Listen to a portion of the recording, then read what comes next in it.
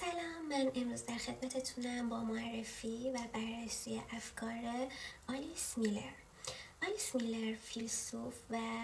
روانکاو لهستانی هست که در سال 1923 به دنیا اومده و در سال 2010 در فرانسه به خاک سپرده شده. ما آلیس میلر رو با کتاب‌هایی مثل دلهره‌های دوران کودکی و بدن هرگز دروغ نمیگوید میشناسیم.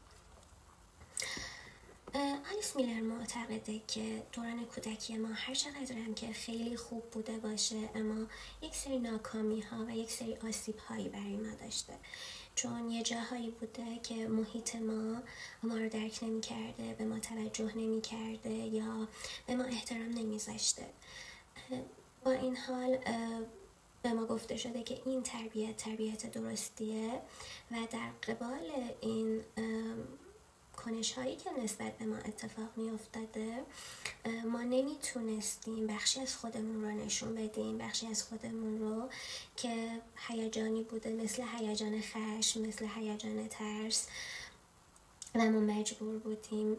این حال رو سانسور کنیم تا همچنان مورد علاقه باشیم، همچنان خوب باشیم و همچنان به ما عشق داده بشه. در کنار اینکه ما مجبور بودیم بخشی از خودمون رو سانسور کنیم، ما نیاز داشتیم تا یک سری رفتارهای درست و مناسب با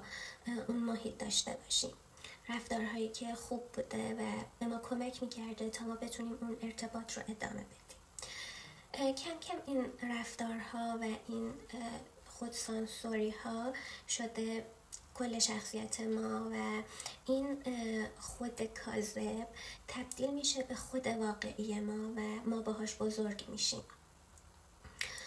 و توی رابطه همون همچنان تلاش میکنیم خوب و متناسب با دیگران رفتار کنیم.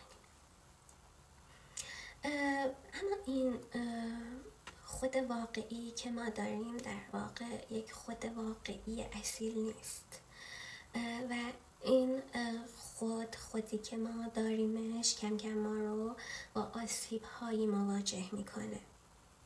که آلیس میلر معتقده که ما نیاز داریم خودمون رو از این زندان نامرئی دوران کودکی رها کنیم تا بتونیم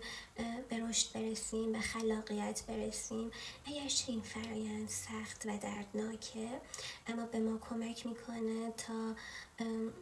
آرامش زیادی و آرامش عمیقی رو در ارتباط با خودمون و دیگران داشته باشیم. در راستای صحبت‌های آلیس میلر فردی رو ما داریم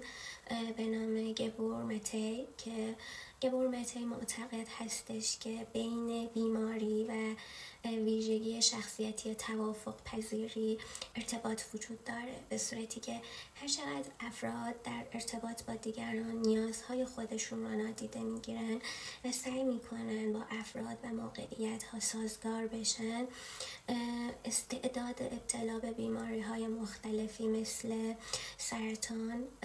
بیشتر هستش. همانطور که در کتاب بدن هرگز دروغ نمیگوید، آلیس میلر میاد به بررسی زندگی افراد مشهوری مثل نیچه، مارسل پروست و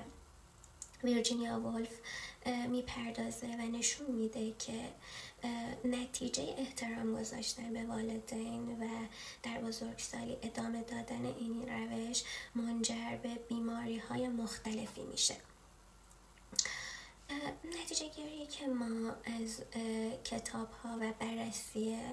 نوشته ها و افکار آلیس میلر داریم اینه که ما برای اینکه بتونیم سالم تر زندگی کنیم و خودمون رو در یک ارتباط سالم نگه داریم، نیاز داریم تا به ترمیم زخم‌ها و آسیب‌های گذشته‌مون بپردازیم. این مسیر اگرچه دشواره، اگرچه دردناکه، اما